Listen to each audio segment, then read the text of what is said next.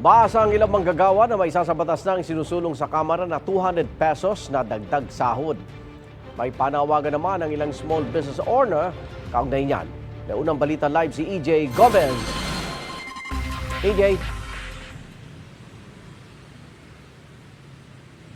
Igan, nasa 645 pesos ang minimum wage sa NCR ngayon. Ang Kamara isusulong daw ang pagpasa sa panukalang 200 pesos na dagdag sa minimum wage na may kaakibat na suporta para sa mga maliliit na negosyo. Inalam natin kung ano masasabi ng mga kapuso natin ukol dyan, lalo na't marami raw ang gastusin at matataas ang mga bilihin.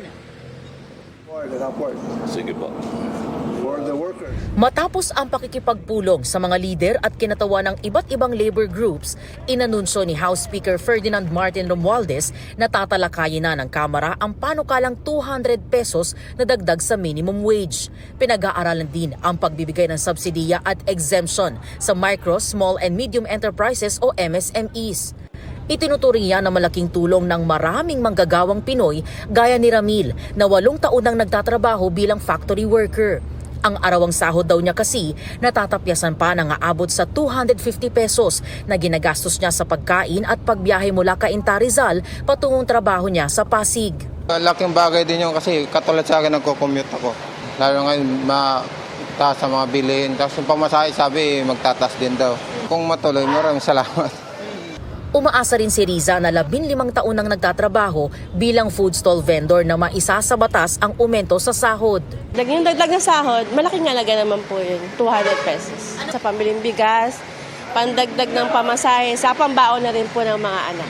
Pwede rin po tayo makaipon ng 100 per day. Yung mga sakit, pwede rin pong pang gastos. Hirit ng Makabayan Block, mas mabuti kung across the board o walang exemption ang wage hike. Balak din nilang isulong ang panukalang 750 pesos na aumento sa sahod.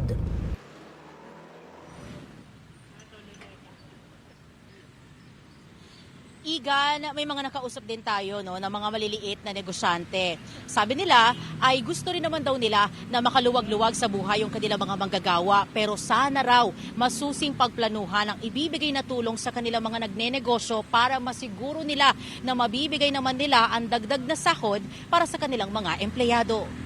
At yan, ang unang balita mula rito sa Marikina City.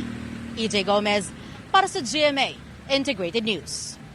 Igan, mauna ka sa mga balita, mag-subscribe na sa GMA Integrated News sa YouTube para sa iba't ibang ulat sa ating bansa.